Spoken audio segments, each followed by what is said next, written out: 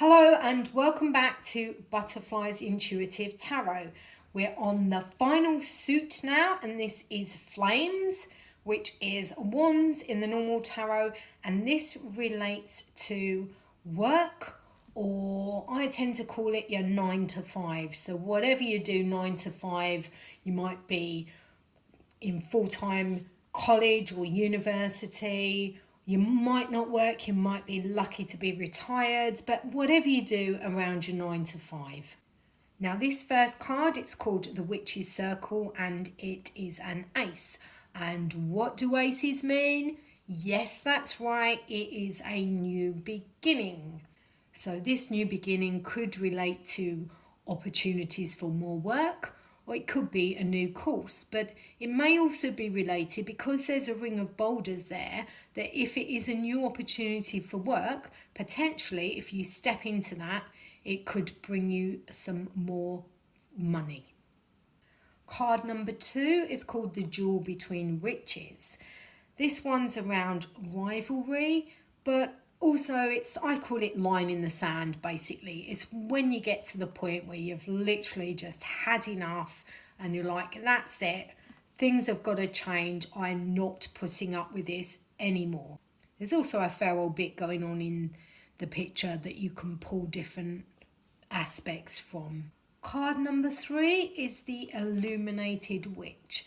So in the picture you've got a witch flying on a dragon with a candle, showing her where she's going, and she's waving at a chap down on a frog. So this one can also signify communication, but I tend to look at it as the person who's sitting in front of me is generally pretty clued up on people. They do tend to trust their gut instincts, and they do tend to go with the flow, but sometimes they may get a bit hoodwinked. So it's worth reminding people just to trust gut instincts. Again, have a look what's going on in the picture. There's a lot there that you can pull out and actually work with. So card number 5 is the Seduction by a Witch. Now you can see in the picture that the witch is given I'll call it a ram, some fire, but the ram's not paying a blind bit of a notice really. It's looking in the mirror and looking at us. So you may think, well, you're not listening, you don't look like you're listening, and this may be the meaning of the card for the person in front of you.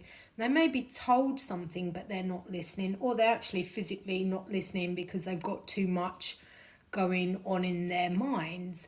You may be drawn to the mirror and there's sort of a reflection there, and they're not seeing themselves for who they are, so there may be some insecurities there. Or you may just get drawn to the tattoo on the witch's arm and you're just sort of wondering what that's got to do with anything. But again, intuitive readings, you can mention it and just say, I'm being pulled to the tattoo on her arm, and then the person will probably go, oh yes, I'm thinking of getting one, or I've just had one done, and then you'll know why that has jumped into your mind. So it's all clever stuff.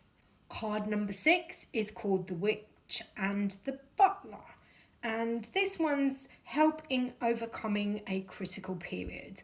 I tend to look at this, and it to me it represents you're way out of your comfort zone. So there's either something that you want to do you're not doing because you don't feel you can, or there's a situation that you've been put into and you just really don't know how to proceed with it. But the candle, she's got a candle and it's a light, so it's obviously shining a good way and trying to lighten up the situation. And she's got her, I'll call them her familiars there, that are all trying to help her, and sort of, there's your clothes, there's your hat, come on, we can help you do it. So it's a positive card, and it's just trying to help someone realise that the situation they are in is easy to overcome rather than insurmountable, which is what they feel it is at the moment. Card number 7 is called the Jinxed Barter. Now this is around negotiations and interview exchange and stuff like that. Now I tend to look at this one and just say to people, if you pull this card out, it's around sort of contractual stuff. So whether it's a formal contract or whether it is someone's asking you to do something, just make sure you're fully aware of what they want you to do. So it may be, I tend to give the example of this one. Someone may say to you, oh, can you feed my cat for 2 days, please? And then it turns out that they're gone for about 6 weeks. It wasn't quite what you were expecting. So with this card, I tend to focus on that more than anything else. Plus also, it's got some nice biscuits down the bottom there, but I've not noticed them before. So obviously I've not had any readings where the biscuits want to jump out at me. They might for you though. Card number 8 is the Frog and the Prince, and this is round transformation and rebirth. I like this card. It's just sort of changes and changes for the better.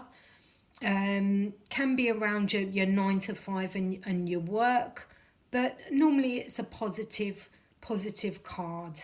I can't really add much more to that. Again, you just want to see what aspects jump out, but I just think it's a really cool card. The Studying Witch is card number 9. So this is around reflection and searching for information. I tend to look at this one as a formal study rather than just research on the internet or something like that. It's more of like a vocational thing, but again, for other people it may be slightly different. Also the spider in there, that spiders are really diligent, and they'll make a web, and if you break it they'll make another one, and if you break it they'll make another one. So to me this signifies that a person needs to just keep on the path they are studying for. It is the right thing that they're doing, it's just they keep getting swayed and they keep putting it off. So it's just a reminder really to just follow your path, follow your light, and go for it and live your truth. Card number 10 is the Witch's Christmas. So this is basically success in every field, shameless good luck, and positivity in carrying out all of your projects. So you've got a couple of witches there, and granted, ignore the fact that the food's on the floor, but there's a lot of really nice food there. So it's a case of it's there for the picking. So it's good stuff. And nice stuff, and lots of good things that are coming forwards and will be presented. And we're on to the court cards now, and this one is the Celebration, or the Knave in the normal tarot, and this can represent a suitor, a gentleman, could be a lady as well, good news coming in, and shared pleasures. But it looks like it's a whoopee-doo party after a lot of hard work, and a phase is coming to a conclusion, and a good job has been done by all, so it's definitely time to celebrate. I may jump to the birdies as well, and to me white birds mean peace. So there's, after a time of say turmoil or a lot of activity, it's going to get a lot more peaceful. You may be pulled to the flowers, so you may feel that there's a wedding coming or something at work. But again, like I say, and I always say, see how you go with it. We have another cool card, the 2 stars, which is the moon or the night. And this is the waxing moon. I always get them confused. One day I'll actually get it straight in my head. But this is around active and energetic people and sincere friends, and also travel, because they're all off on their broomstick. So it's an enjoyable time where you're looking forward to something that is about to happen, and it's going to be good. 3-star card is the Goddess or the Queen in usual tarot. And this is around a person, and it can also be a trustworthy friend. I look at this card, I absolutely love the colours, because you can see the witch there.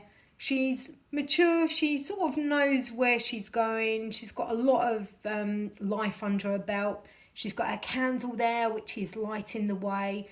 The golden light is coming into the room, and she's just about to start spinning. So the opportunities there are phenomenal. She can spin whatever she wants. She can spin something small, she can spin something massive. But the key point here is she's got to make a start. So potentially this card could be there's a bit of indecision there, or there's too much choice and you just don't have a clue what to do. And the final court card, the 4-star, is the Trial or the King. Now this is strength of spirit and leading by example. So you can see you've got a couple of witches there. One of them's got a brolly and she's fighting with the elements. The other one's trying to hang on to her hat. And this card to me is like you're going in the right direction, but you just seem to be going so slow, it's ridiculous. It's 2 steps forward, 1 step back. But what you have to realise is you are still moving forwards, and it doesn't matter how slow you are going. So you've got to keep that positive aspect to that card. It may also be that at the moment things further around in the person's life aren't quite in place, so they're in like a holding pattern. And if you point that out to them, sometimes it's easier for them to deal with, so they're not getting quite as frustrated as what they would be because they want to move on somewhere else. So this concludes the suit of flames. I hope you've enjoyed the video. If you have, please click the like icon and please subscribe to the channel. It won't cost you anything. If you'd like to follow me on Instagram, the name is butterfly_oracle. So thank you for listening to all of the videos, and bye for now.